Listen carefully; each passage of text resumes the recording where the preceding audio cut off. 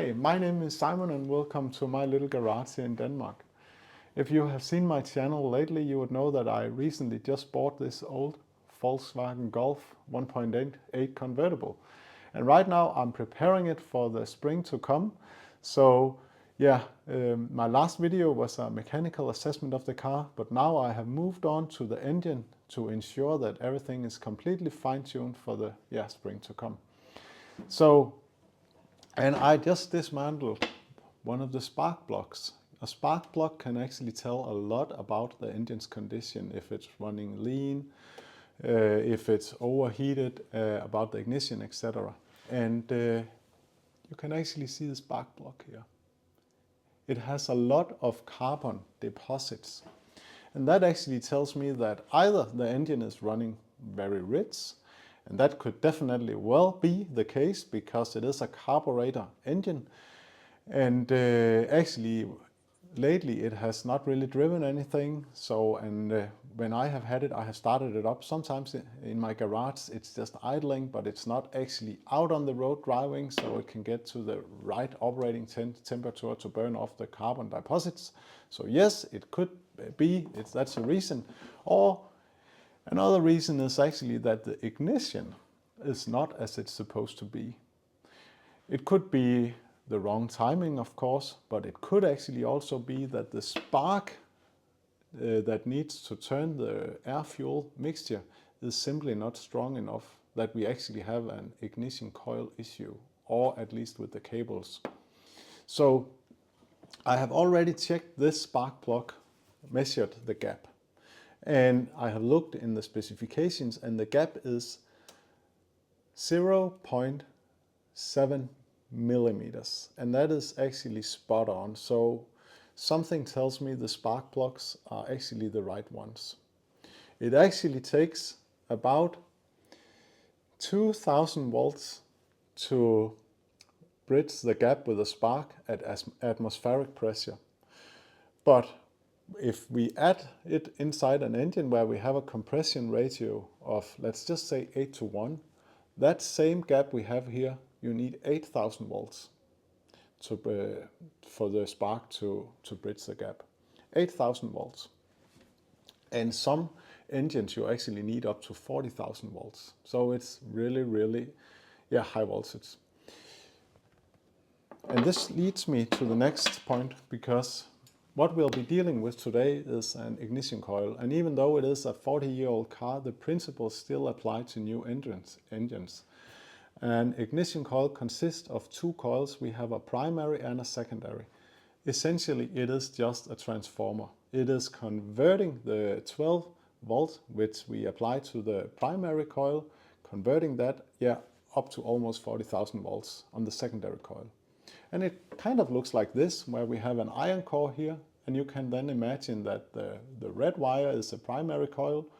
It has don't have that many windings, and we have the little thin one could be the secondary. That has a lot of windings. Typical, the ratio could be 1 to 100. So, and that would actually mean that, if we have that the ratio is 1 to 100, sorry about that. What actually creates the spark is not the 12 volts.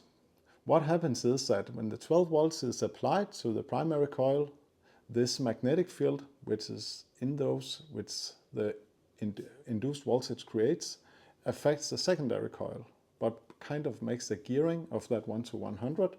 So suddenly the voltage in the secondary gets really high. And when the circuit is shut off, it creates a big spike in voltage. So that spike could be up to 300 volts in the primary coil.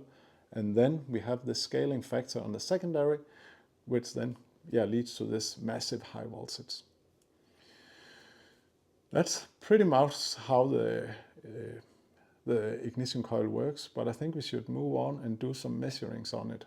Because if it is an ignition issue we have here, let's say the voltage is not high enough, that could actually lead to those carbon deposits. So I'm gonna hook up my oscilloscope and we are gonna analyze on the voltage waveform on the primary and secondary coil. Hopefully we'll find out what's actually wrong. Now I know I just said that we'll be checking the voltage waveform on the oscilloscope, but I think before we do that, let's just check the resistance of both coils. So, and what that means is that, once again, if the red wire is the primary coil, we'll be checking the resistance at those two wires, and that should be approximately below 1 ohm. When that is done, we'll be checking the resistance of the secondary, and due to the many windings that we have on the secondary coil, we will have approximately 7,000 ohm, or that's at least what the specification says for this vehicle. You of course need to check the specifications for your specific ignition coil, but those values, then yeah, it should be within that range. So in order to check it, you of course need to have your multimeter turned on, and let's see. And we'll choose ohm. Now remember, when you check the resistance, there should not be voltage supply voltage at all, and you should also disconnect the connectors, and then I'll be checking across.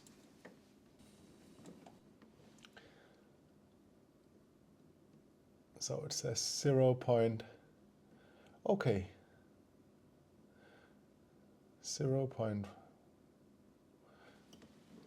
it said.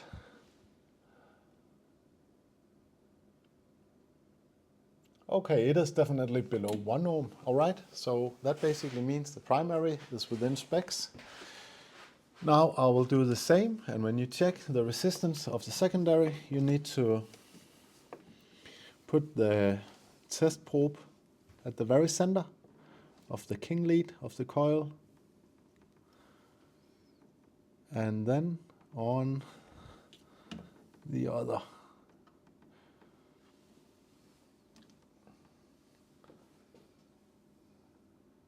.8. That's exactly, or almost 7,000 ohm. It is exactly what is specified for this specific ignition coil. That's great. That means that I'm going to hook up my oscilloscope and we'll be checking the ignition voltage waveform, not only on the primary but also on the second coil. So give me 2 minutes, and yeah, let's see what's actually going on. So before we start analyzing the waveform, I think it's important to understand that an ignition coil is an earth switched circuit. What this means is that we have a permanent 12 volt, it's basically what we see here at the ignition coil, and then in this case we have an igniter or a transistor which then closes the circuit, basically pulls it to ground, it's said. If it's a newer car, it would just be the ECU who does the job, but in this case it's a small module only focusing on the ignition coil. So, and this is the permanent 12 volt we have right here. You can see it's just above 0. And right where we see it takes the dive, this is exactly where the transistor closes the circuit, means voltage is induced in the primary coil, and you can see the voltage is basically 0 all the way. Now, at this point, where it starts rising again, the voltage, this is where the coil gets fully saturated. Now it cannot contain any more current. And the big spike that you see right here is when the transistor opens the circuit. This is basically the magnetic field inside the coil that collapses, which creates this big spark. And the rest from this big spark or voltage spike here to approximately those small up and down oscillations, it's called, this is the burn time of the spark plug. So let's get a little bit back to the ratio between the windings from between the primary and the secondary coil. So if we have a ratio of, let's say, 1 to 100, it would mean that the 320 volts we have here at the primary coil peak would then be equivalent to 30,200 volts on the secondary coil.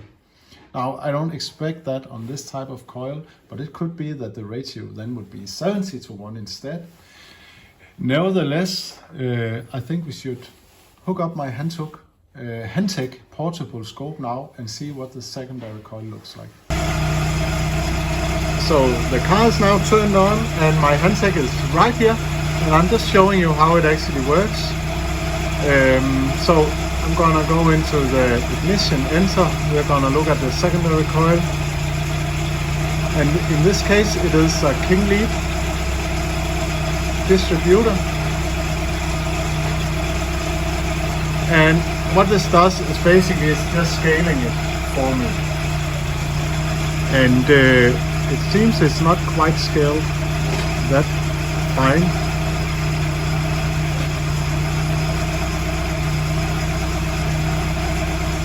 For whatever reason, the voltage is not that high actually. So as I can see, it's only reaching approximately 4,000 volts, perhaps 6,000, a little more. Okay. So I don't know what you think, but I was not really satisfied with those 4, 5, perhaps 6,000 volts which we were able to measure. As I said in the beginning, if you have a spark plug with a gap of 0.6 millimeters and you put that spark plug inside an engine with a compression ratio of 8 to 1, it would require approximately 8,000 volts. Now I know for a fact that this engine has a compression ratio of 10 to 1, so at least 10,000 volts should be available at the spark plug. Now this tells me that this ignition coil is definitely not, or is not in its best state anymore. I think it simply needs to be changed. I can see that all the ignition cables, the distributor, has been replaced recently, but the ignition coil itself, it looks old.